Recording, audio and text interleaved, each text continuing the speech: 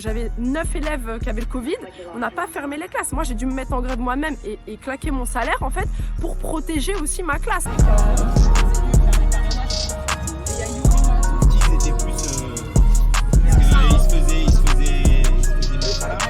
Salut à toutes et à tous, chers amis, je suis très heureux d'être de retour sur mes terres natales ici à Sarcelles devant mon ancienne école élémentaire. J'étais ici quand j'étais tout petit et je suis très heureux parce que je vais rencontrer des personnels de l'éducation nationale, Estelle qui est à ESH et Gwen qui est professeure des écoles et également militante à Révolution Permanente. Vous le savez, on est au cœur de cette campagne présidentielle 2022, mais pas que. Il y a des mobilisations hyper importantes dans l'éducation nationale et notamment une grève et une manifestation immense le 13 janvier dernier. Et puis ça va se suivre, on va discuter avec elle du bon côté de la barricade, avec celles et ceux qui font cette éducation nationale au quotidien. On va essayer de savoir ce qui se passe dans les services publics et aussi de commencer à élaborer les pistes nécessaires pour pouvoir changer la situation face à ce gouvernement qui précarise et qui casse l'éducation nationale et en plus de ça, tout le personnel qui fait vivre l'éducation nationale au quotidien. Quelle est l'ambiance parmi le personnel de l'éducation nationale en cette rentrée? La pastèque sur le gâteau, ça a été l'énième protocole, en fait, le 50e protocole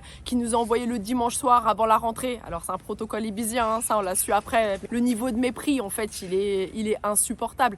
On nous l'envoie le dimanche soir sur le site du Parisien qui est payant, tu peux même pas le voir. C'est la même chose, en fait, il n'y a rien du tout.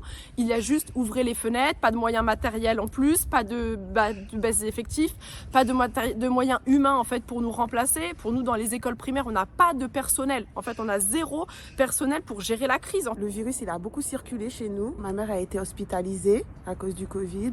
Là, maintenant, elle est rentrée à la maison, mais sur respirateur, toujours. J'ai eu très peur de faire circuler le virus, surtout que je suis à ESH, donc je suis en contact direct avec les élèves, avec un élève en particulier qui ne porte pas forcément son masque correctement, qui ne veut pas le porter. On était complètement débordés, mais ça on est débordés depuis un bon moment en fait. On est débordés, ça fait 2 ans qu'on prend des vagues successives, tous ensemble, de protocoles, les enseignants, les familles, les personnels de l'éducation, les personnels de nettoyage, tous les personnels, sans aucun moyen. C'est-à-dire non content d'avoir prévu, d'avoir au moins anticipé des moyens humains, des moyens maternels, la baisse des classes. On aurait pu faire des choses en fait pour que l'école ne se fasse pas massacrer comme ça et qu'on puisse pas mettre tous les enfants, y compris à l'hôpital, parce que c'est ce qui s'est passé. Ils nous ont laissé nous débrouiller avec rien du tout.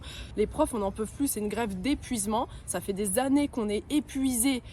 C'est pas que depuis 2 ans, c'est pas que depuis 2 mois, ça fait des années. Et là, le Covid, justement, on est les personnels en première ligne comme l'ensemble des travailleurs. On en a beaucoup parlé, notamment du manque d'AESH. Il y a eu aussi discours de Éric Zemmour autour des élèves handicapés. Mais très clairement, toi, si demain tu es absente pour le Covid ou quoi que ce soit, ça se passe comment? Si je ne suis pas là, je ne suis pas remplacée. Donc elle est toute seule avec le professeur, mais qui doit s'occuper de toute la classe. Donc elle se retrouve toute seule. Donc je me sens obligée d'être là, même quand ma fille elle est malade ou mes parents sont malades. Et c'est tout le temps une pression. Je me pose tout le temps des questions. Est-ce que j'ai bien mis le masque? Est-ce que je me suis bien lavé les mains? Quand je rentre, j'essaie de faire attention, pas tout le temps voir. Déjà ma mère, je m'embrasse plus. Je fais plus la bise, je fais plus de câlin à ma mère depuis le Covid, pour essayer de ne pas le ramener à la maison. Donc c'est vraiment une pression constante, quand je suis là et quand je suis pas là. Je considère comme une oubliée de l'éducation nationale, parce qu'on parle pas souvent de nous, même sur les plateaux, à la télé, on est souvent oubliés. On ne parle pas de nous alors qu'on est tout le temps là. C'est un métier de passion, c'est pas juste un métier pour gagner de l'argent. Quand on est à ESH, c'est vraiment qu'on a envie d'aider, de partager avec les enfants.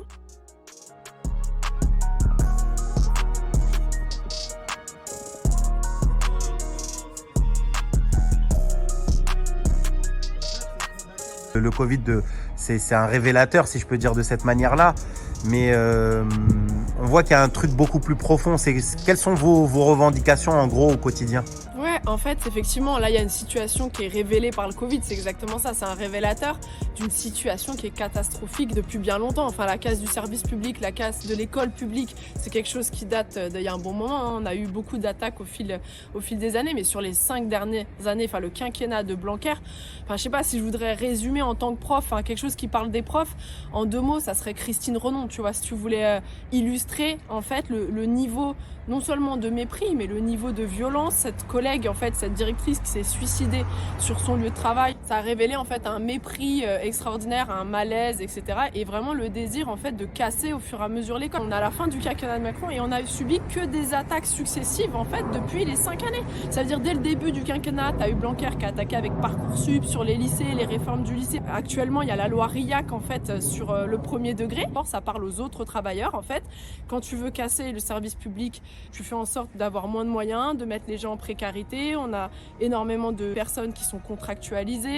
On manque de moyens de tous les côtés. Voilà, cette rencontre avec Gwen et Estelle s'achève. J'ai été très heureux en fait de pouvoir les rencontrer. On est loin de toute la démagogie et de toute l'hypocrisie en fait qu'on peut entendre dans les plateaux télé, dans ces ministères en fait, et notamment de la bouche du ministre de l'Éducation nationale. Les choses que j'ai retenues aujourd'hui de cet échange, c'est qu'il va falloir mettre dans cette campagne présidentielle 2022 la question des services publics au cœur. Et aujourd'hui, on voit que tout ce qu'ils font dans l'ensemble des candidats du camp de la bourgeoisie, c'est d'essayer de diluer les problématiques qu'on vit au quotidien, à savoir celle des services publics, des pouvoirs d'achat, de la faiblesse de nos salaires, pour essayer de nous amener sur des terrains réactionnaires, xénophobes. C'est ce qu'ils font aujourd'hui. Et en tant que candidat à la présidentielle pour 2022, on va essayer de repenser ensemble l'ensemble de ces problématiques et de mettre ce personnel de l'éducation nationale au cœur en fait du changement des services publics. Et il va falloir, comme l'a dit